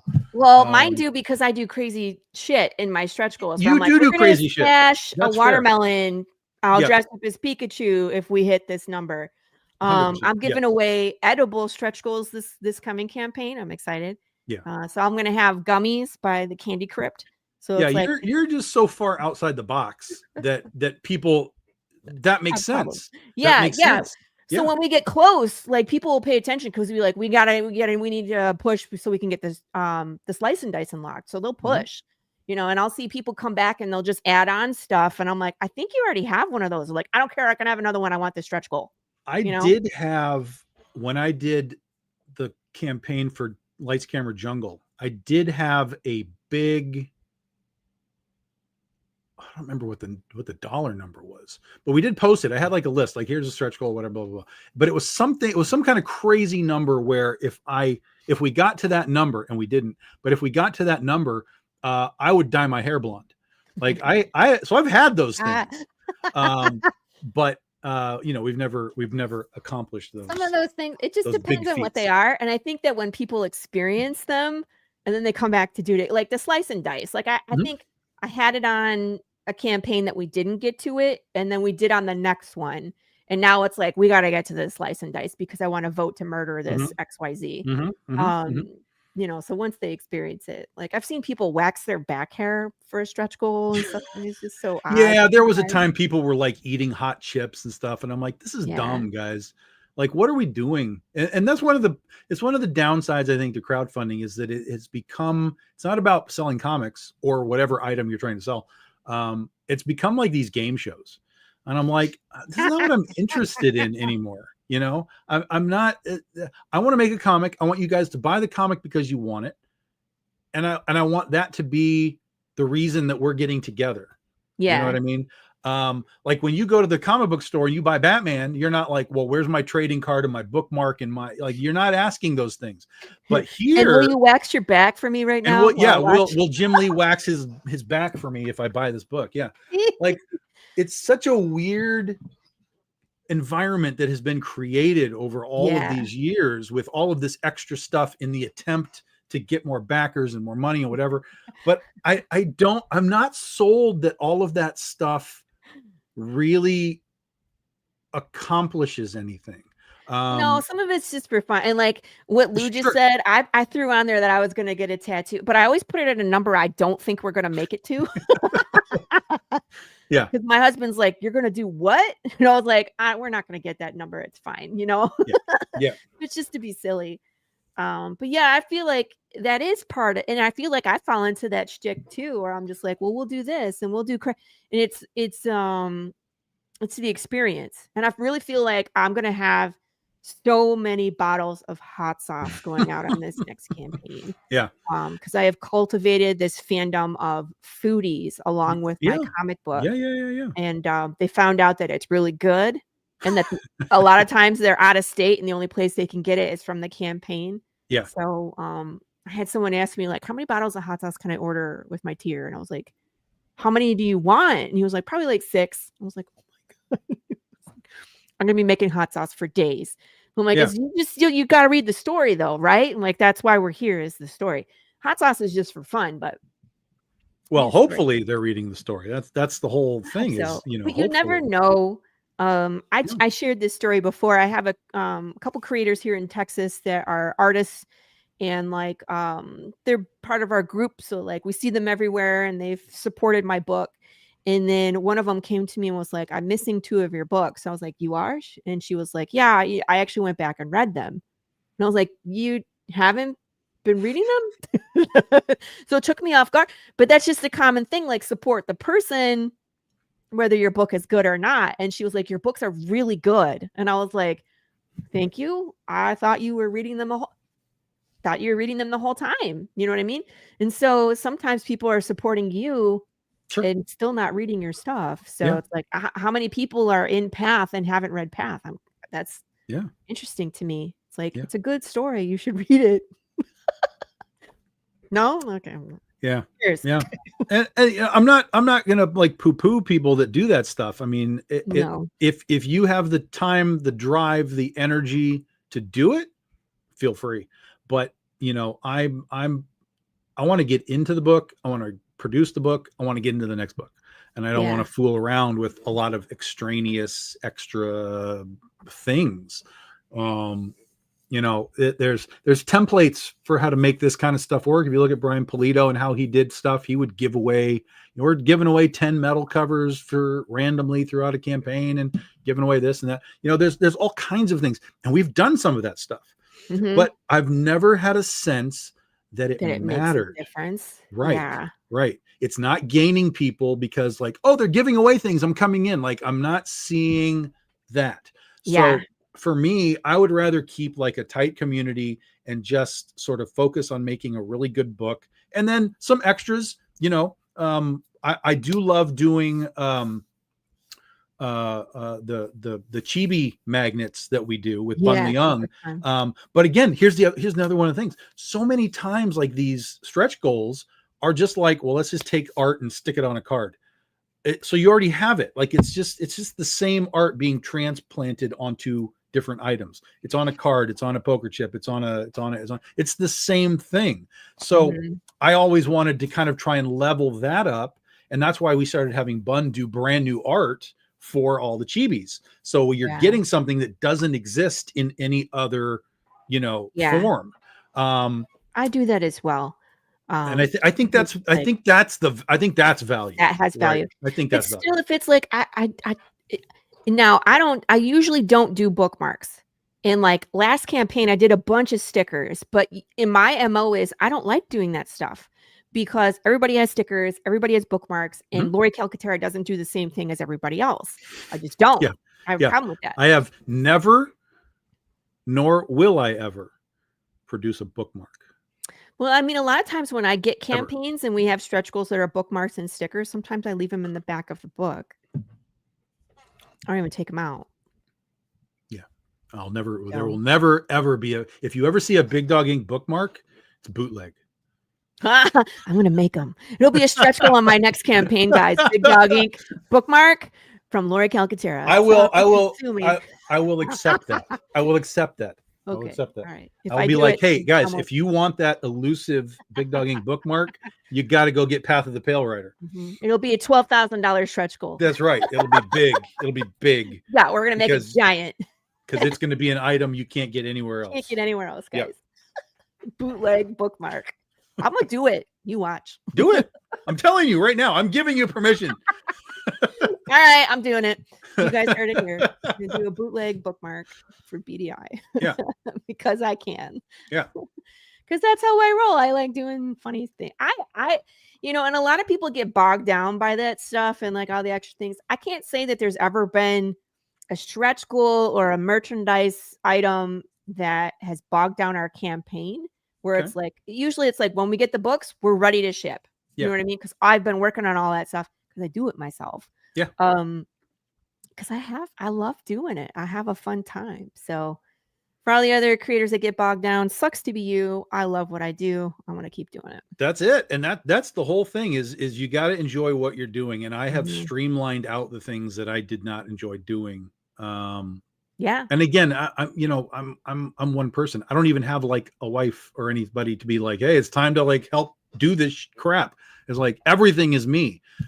So I don't really have a choice other than to be like, let's streamline this into a sort of a template so everybody understands how it works. Everybody understands kind of what you get and what Tom does. It's the TV magnets, it's these, it's this, it's that. They understand what the bonuses usually are. Sometimes we do these, these acrylic standee things, that kind of stuff. So that's in my brain, that makes sense. Like streamline it, make it so that it's easy for everybody to understand if you're new, and very easy once you're in our system. You can come in, you know where to go, you know what you're looking for. Click, click, click, click, click. I'm out, and we're done. Yeah. Hey, Grey Wolf. Nice to see you, man. And with that, Grey Wolf, we're gonna wrap up shop. Welcome to the show. We're ending the show. Because it's about that time, man. It goes by so quick. And I feel like we could have gone off so many more tangents. And we still got 15 minutes for tangents. Tiny things. But this is usually when, I have to play ads at the end is the problem. don't have 15 minutes of ads. You better not have 15 minutes of ads. But just for you, I'm going to play 15 minutes of ads. No, but this is where we talk about like where people can find you, what shows you're coming up on. So Comic-Cons, and obviously, you know, go to Penny for Your Soul tonight. And back that, but website, social media, all that good stuff. Yeah, I want to make sure we put aside time for that before I start playing commercials. We're on all the socials for the most part. You can just look up Big Dog Inc. You'll find us on all those places. We do a Patreon, which does tie into the campaign here, because we do what's called Patreon perks. Patreon.com/Big Dog Inc. Patreon perks are if you are a patron at either the $5 or the $10 level, whichever one. Patreon perks, you get a bonus item for being a patron and backing our campaigns. So a lot of times we do it. What? Because I'm not a member, so it's like right. It's all blacked out. Yeah. We do original art sketch cards, you know, that we have designed for the campaigns. We've done special metal cards.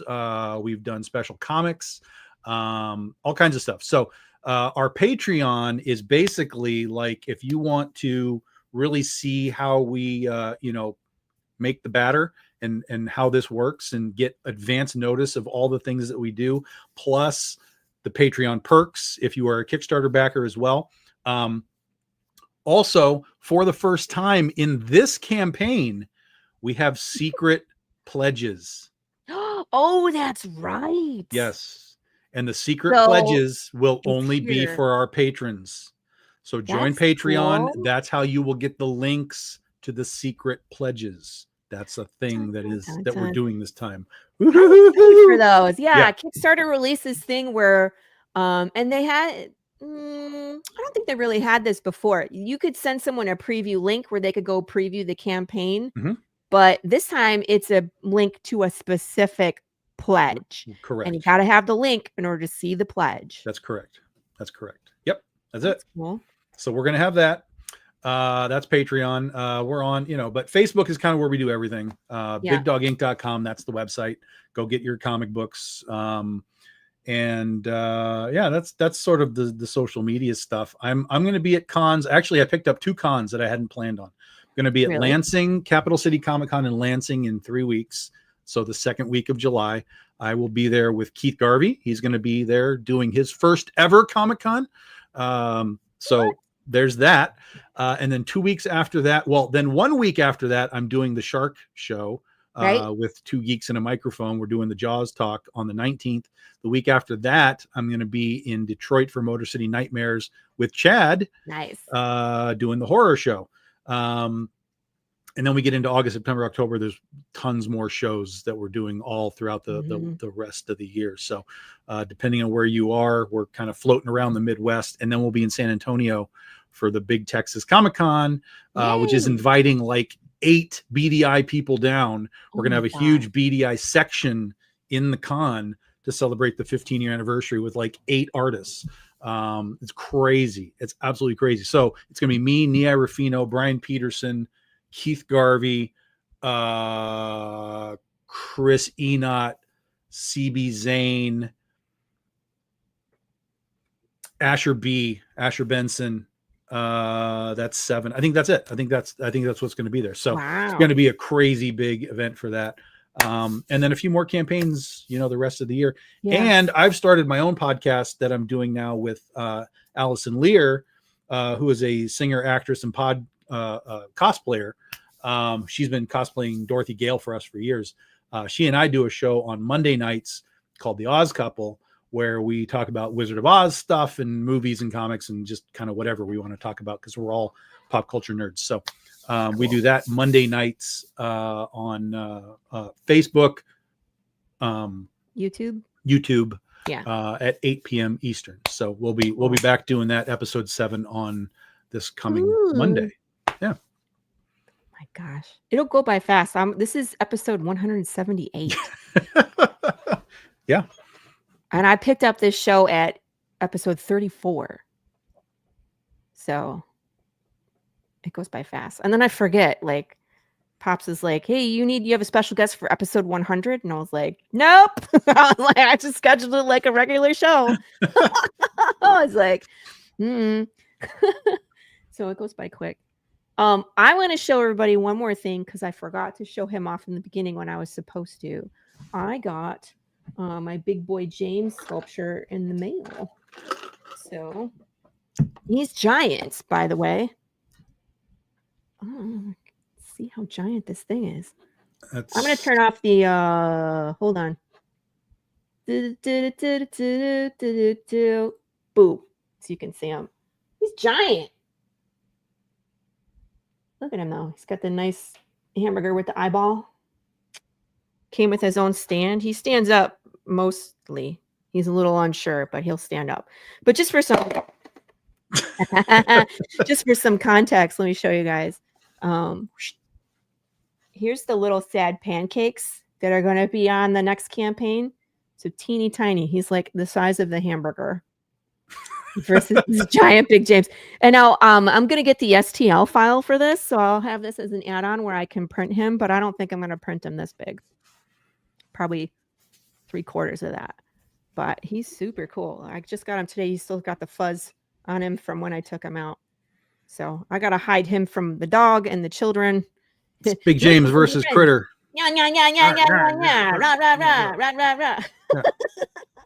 That's what people tune in to see, is to see long distance action figure fights. We're not weird, I promise. This hamburger turned out super cool. Anyway, so I look forward to 3D printing this guy. We'll see how he turns out. I'm always afraid he's going to fall, though. Let's try this way. No. Nope, he definitely goes the other way. Because there's magnets in the stand for his feet. Maybe. I don't know. I'm going to put him down before I break him. Don't fall. I'm going to break it. Oh, Carissa would be so mad. Because it was her sculptor that did it. And I'm like, I got it. And then I'm like, I broke it. Start over. Anyway. And it's broken. Well, my friends, that is the show. Thank you for joining us on all of our platforms. I'm looking forward to seeing this on the Roku channel. It's official. We're going to be on Roku very, very soon. My dad told me to let him know when we're live because he's going to subscribe to our Roku channel. Very excited. Join us again next week. We're going to have more guests. I don't remember who's on next week because my brain is still is in Michigan. But I always have excellent people on the show. So let's play a couple ads from our sponsors and other very talented creators. And then we'll wrap up the show with the new outro, which again, if you haven't seen it, you got to see this outro with me and the Slice and Dice. You got to see it. All right. And then you'll see me January 6th, 2026. Or did you just book a spot on the show? Tom will be back on the Brew. January when? 6th. January 6th, just in time. Perfect. All right, guys. See you later. In the heart of a major city, in a place raised to honor Earth's past protectors, the world will again learn, sometimes, superpowered intrigue doesn't stop at the grave. Galaxy Memorial Park, Volume 1, beginning crowdfunding Memorial Day 2025.